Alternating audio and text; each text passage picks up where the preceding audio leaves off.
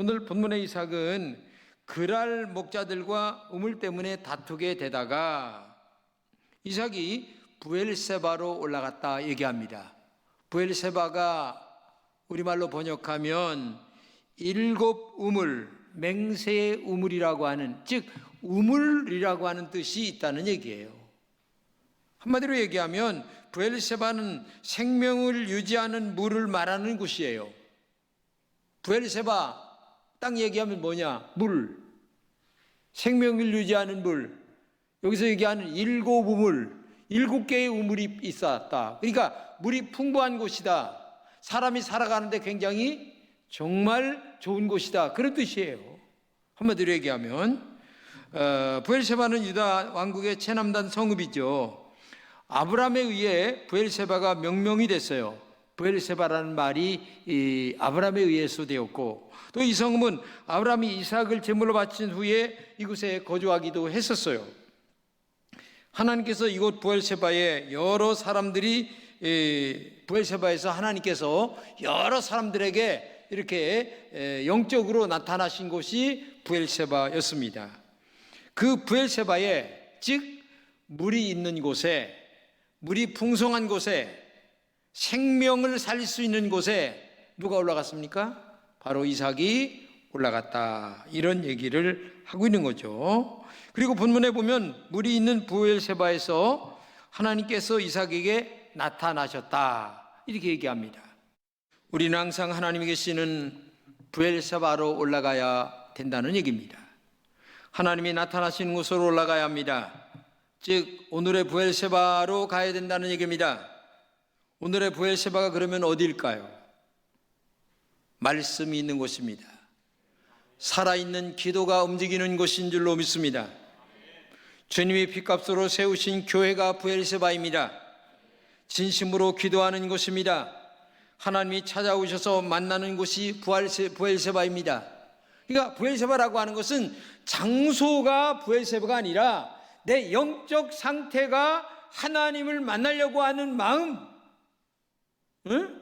지금도 사모하는 심령, 여기가 어디냐면 브엘세바인데, 그것이 어디냐? 야, 나는 기도하고 싶어.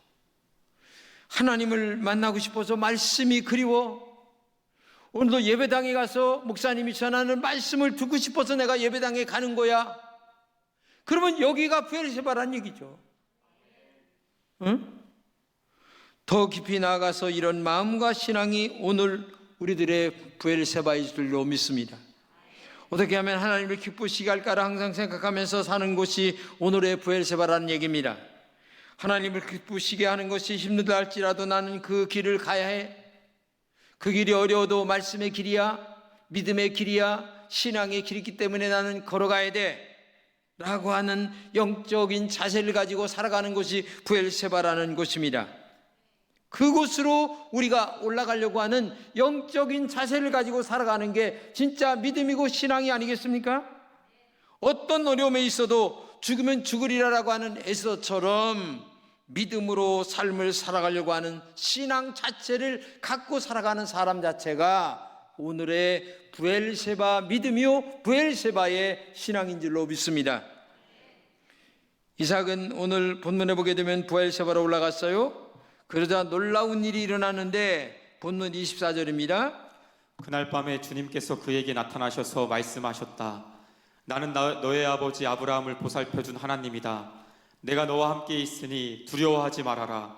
내가 나의 종 아브라함을 보아서 너에게 복을 주고 너의 자손의 수를 불어나게 하겠다. 자, 이게 대단한 말입니다. 제가 참 설교를 준비하면서 이 말씀을 오랫동안 몇 번 읽으면서 묵상을 했는데 저에게 주시는 한 3가지의 말씀이 있어서요. 여기서 다음과 같은 은혜를 받았으면 하는데, 첫째는 뭐냐? 브엘세바로 올라갔더니 이삭은 누굽니까? 아브라함의 아들이죠. 이삭에게 하나님이 나타나셨어요. 오늘 본문 말씀입니다. 그날 밤에 주님께서 그에게 나타나셔서 말씀하셨다. 브엘세바로 올라갔는데 그날 밤에 하나님이 아브라함에게 나타나셔서 말씀을 하셨어요. 하나님을 만나면 신앙이 확실해집니다. 하나님을 만나면 철저히 말씀 중심의 신앙이 됩니다. 인간의 생각을 내려놓게 됩니다. 내 생각이 중요하다고 생각 안 해요. 내 생각보다 하나님의 생각이 훨씬 더 중요하다. 하나님의 말씀이 훨씬 더 나에게 무게감이 있는가? 한번 좀 여러분 자신을 생각해 보세요.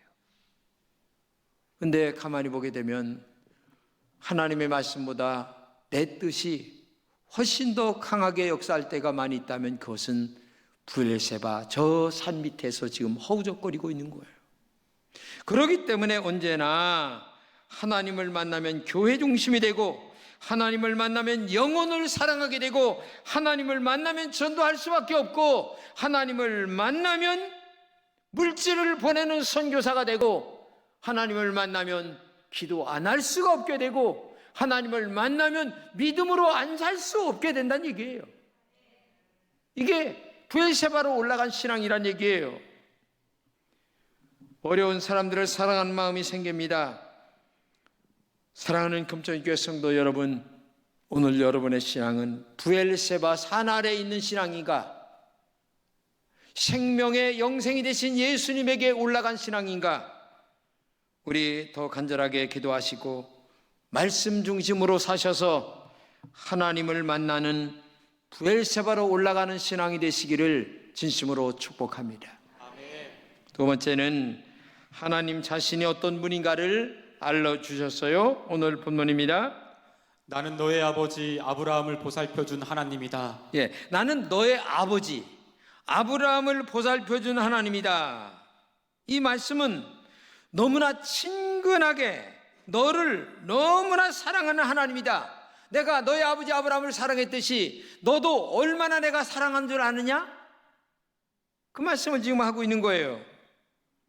나의 아버지와 너의 아버지와 아주 가까웠듯이 너와도 지금 가까이 있는 하나님이다. 이런 말이에요. 그렇습니다. 하나님은 멀리 계신 분이 아닙니다. 눈동자처럼 나를 지키시는 분이십니다. 시편 17편 8절입니다. 나를 눈동자같이 지키시고 주의 날개 그늘 아래에 감추사. 신명기 32장 10절입니다. 여호와께서 그를 황무지에서 짐승이 부르짖는 광야에서 만나시고 호위하시며 보호하시며 자기의 눈동자같이 지키셨도다. 마태복음 10장 30절입니다. 너희에게는 머리털까지 다 세신 바 되었나니. 눈동자처럼 지키신다. 그 다음에 황무지에서 짐승이 부르짖는 광야에서 만나주시고 보호해주시고, 그 다음에 자기의 눈동자같이 지키신다. 더 나아가 머리털까지 지키신다. 여러분, 인간의 몸에서 제일 민감한 곳이 눈동자입니다. 그렇죠? 눈동자가 제일 민감해요. 그리고 머리털이라고 하는 말이 있는데, 저는 70년 갖고 다녔어도 머리털이 몇 개인가 모릅니다. 머리털 아는 사람 있어요? 근데 하나님은 지금 너의 머리털이 눈썹이 몇 개인가, 속눈썹이 몇 개인가, 콧털이 몇 개인가 다 알고 계세요. 그만큼 나를 관심 있게 사랑하시고 아끼시는 분이 하나님이시란 얘기예요.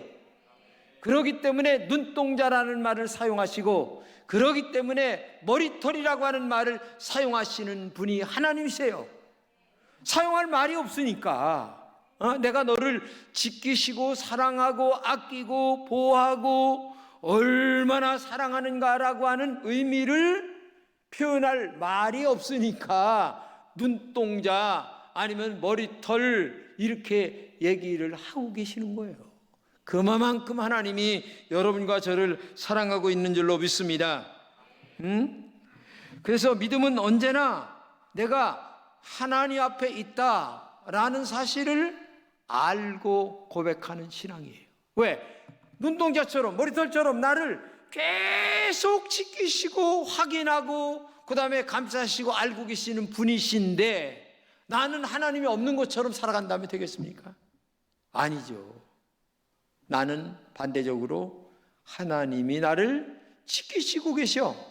하나님 나를 지금 보고 계셔. 나의 모든 것들을 알고 계셔.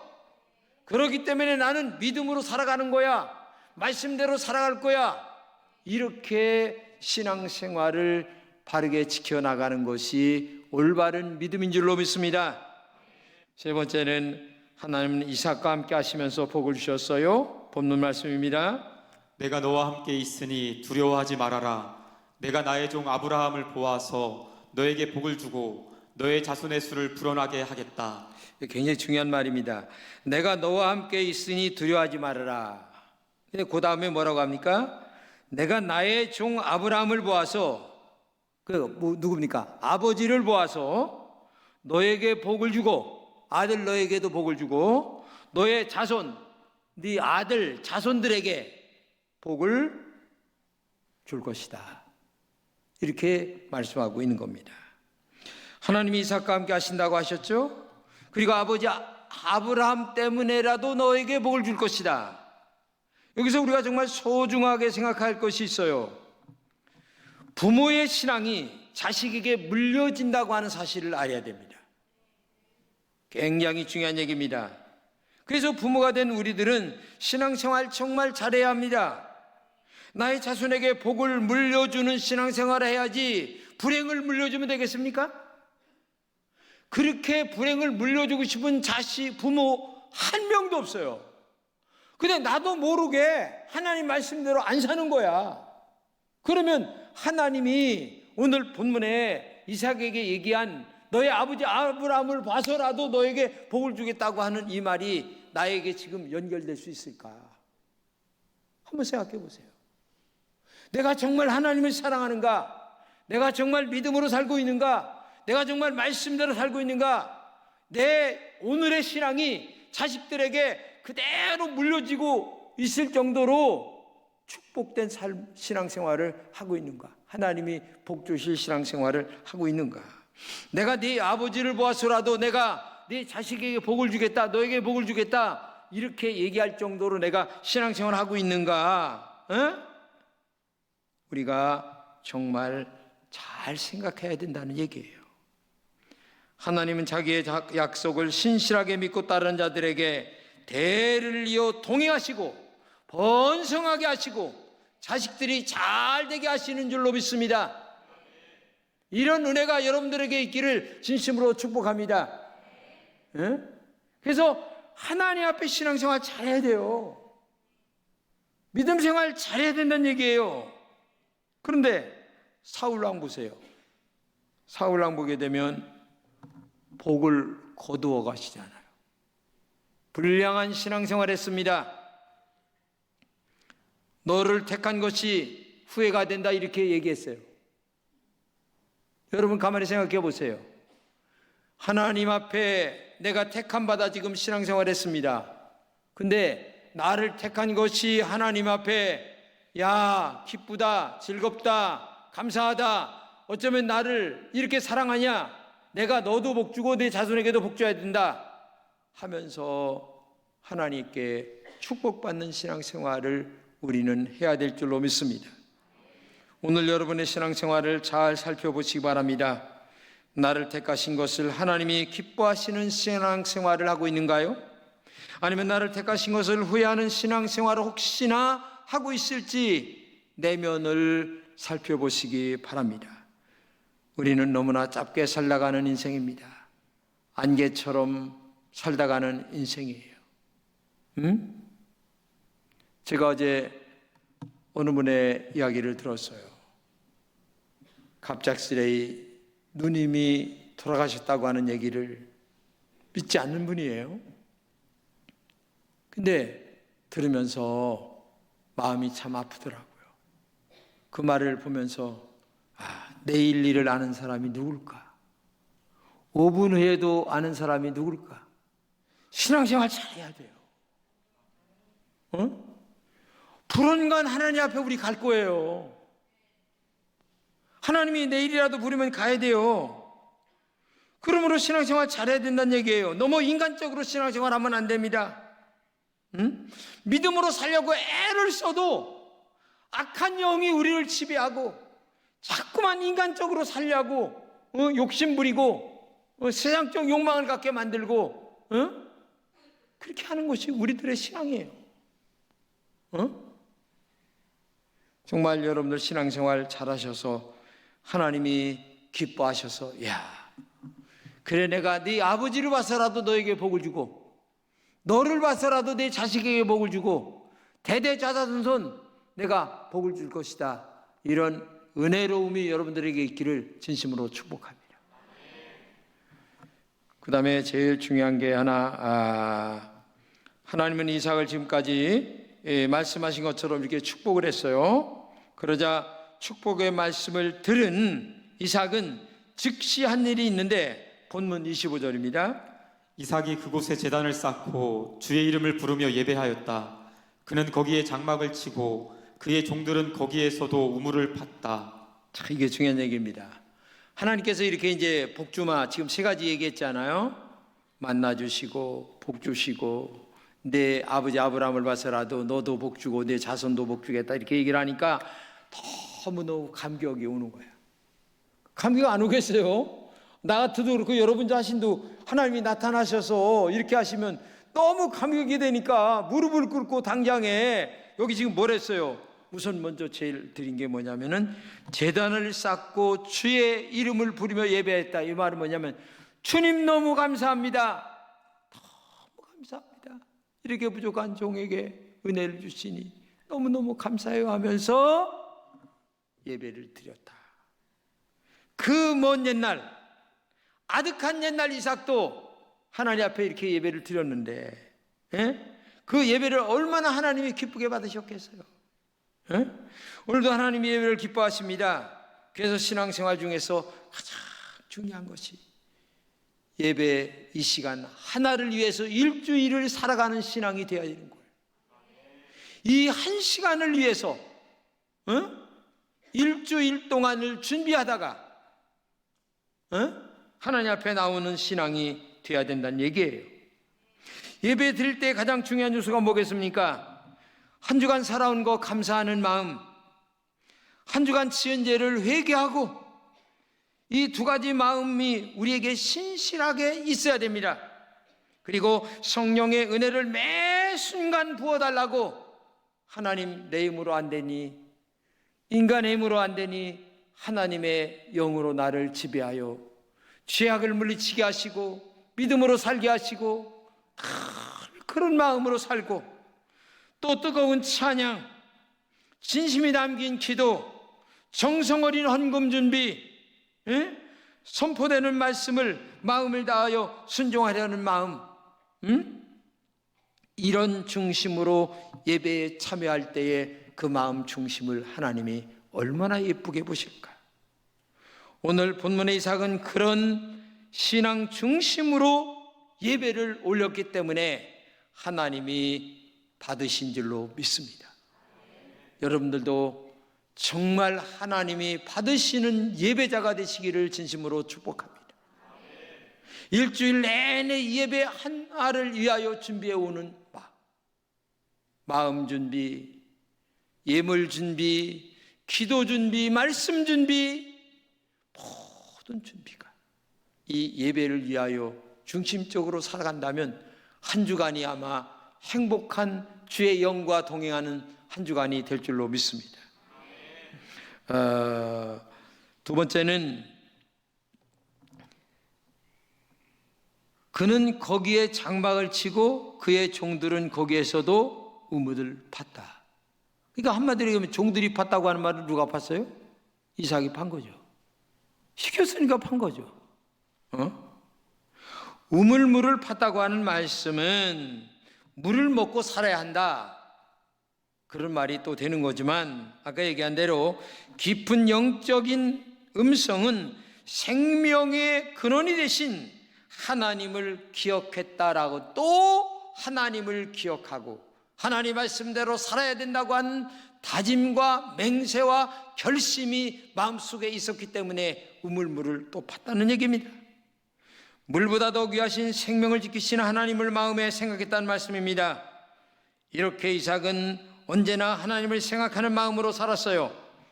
밤이나 낮이나 하나님을 사랑하는 마음으로 가득한 신앙으로 정말 하나님 앞에서 살아갔다는 것이 이삭입니다.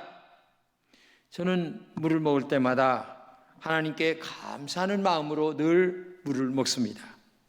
더 나아가 물은 우리의 생명을 살아있는 동안 필요하죠. 하지만 예수님은 영생하는 생명의 물이 되기 때문에 너무나 감사하다. 물은 살아있는 동안만 필요하지만 그 물을 먹으면서 영생하는 생명 대신 예수님을 생각하면서 영원한 하나님의 나라까지 생각하면서 저는 이렇게 물을 먹는다는 얘기예요. 그러면 물맛이 엄청 더 좋아지는 것을 느껴요. 그냥 물을 먹는다는 것이 아닙니다. 영생하는 하늘의 물을 먹기 때문에 더 물맛이 있는 것 같아요. 건강도 더 느껴지는 것도 같은 마음도 들기도 하고, 여러분도 영생하시는 예수님을 날마다 생각하면서 물을 마신다면 이삭처럼 새로운 우물을 지금도 나는 파고 있다고 하는 영적인 의미가 담겨져 있는 거예요. 그렇기 때문에 오늘도 영생하는 예수님을 날마다 생각하면서 물을 먹는다면 오늘도 이삭의 우물을 파는 그런 심령이 여러분들에게 담겨 있는 줄로 믿습니다. 옛날 한나라 무제는 장생불사를 위하여 아침에 찻니스를 받아 먹었지만 별 수 없이 그 사람도 죽었고, 우리가 알다시피 진시황은 불로초를 구하기 위하여 동방 우리나라로 약 500명의 사람을 보내서 불로초 구했지만 49살에 죽고 말았어요. 불로초 100번 먹고 1000번 먹는다 할지라도 며칠 더 살지는 모르겠지만은 죽는 거는 정해져 있어요. 그렇기 때문에 영생하는 예수 그리스도가 얼마나 중요한가를 알아야 됩니다. 우리는 늙지 않는 불로초를 먹는다고 해서 영원히 오래 사는 것이 아닙니다. 영원히 죽지 않은 법을 알고 믿고 배우는 것이 더 중요한데, 그 영생하는 불로초는 누구냐? 바로 오늘 영생하는 샘물 대신 예수 그리스도인 줄로 믿습니다. 그 우물을 또 파는 거예요. 다른 말로 얘기하면 예수님을 마음속에 또다시 생각하는 겁니다. 믿음으로 받아들이는 겁니다. 영생하는 그 예수 그리스도가 나의 구주가 되심을 믿으며 오늘도 물을 먹든 무엇을 하든지 간에 예수 그리스도에게로 가까이 나아가는 그 신앙, 그것이 오늘도 샘물을 다시 판다고 하는 사실을 우리가 알아야 되고, 우리는 오늘도 영원한 영생의 우물이 있는 부엘세바로 올라가는 믿음인 줄로 믿습니다. 그 부엘세바는 예수님을 진실한 마음으로 사랑하는 것입니다. 정말 믿음으로 살아가는 것입니다. 오늘을 종교개혁주일이라고 우리가 알고 있습니다. 진짜 종교개혁이 뭐냐? 영원한 생명이 되신 예수님에게로 순간마다 올라가는 믿음, 순간마다 영생하는 샘물을 먹는 그 영적 믿음 상태를 마음속에 유지하는, 그것이 진정한 영적인 종교개혁인 줄로 믿습니다. 날마다 예수님에게 올라가는 것입니다. 예수님이 내 안에 거하는 삶을 살아가는 것이 진짜 오늘의 종교개혁인 줄로 믿습니다. 그렇기 때문에 오늘도 영적인 종교개혁이 되는 영생의 샘물이 되신 부엘세바 올라가 샘물을 다시 파는, 즉 다시 예수님을 만나려고 하는 영적인 몸부림이 우리 마음속에 있을 때에 진정한 부엘세바로 올라간다고 하는 사실을 우리가 믿어야 될 줄로 믿습니다. 요한복음 3장 36절입니다. 목마른 사람은 다 나에게로 와서 마셔라. 나를 믿는 사람은 성경이 말한 바와 같이 그의 배에서 생수가 강물처럼 흘러나올 것이다. 저는 이 말씀이 뭔가를 예수 처음 믿을 때에 경험해서, 네 배에서 생수의 강이 흐른다 라는 말, 그러나 지금은 너무 곤고합니다. 다시 이 거룩한 생수의 강물이 이 심령의 배에서 성령의 능력으로 다시 흘렀으면 하는 마음이 너무 간절한 거예요. 오늘도 여러분들에게도 이런 부엘세바로 올라가서 예수님을, 생수의 강으로 흐르는 그 예수님을 다시 만나는 은혜가 있기를 진심으로 축복합니다.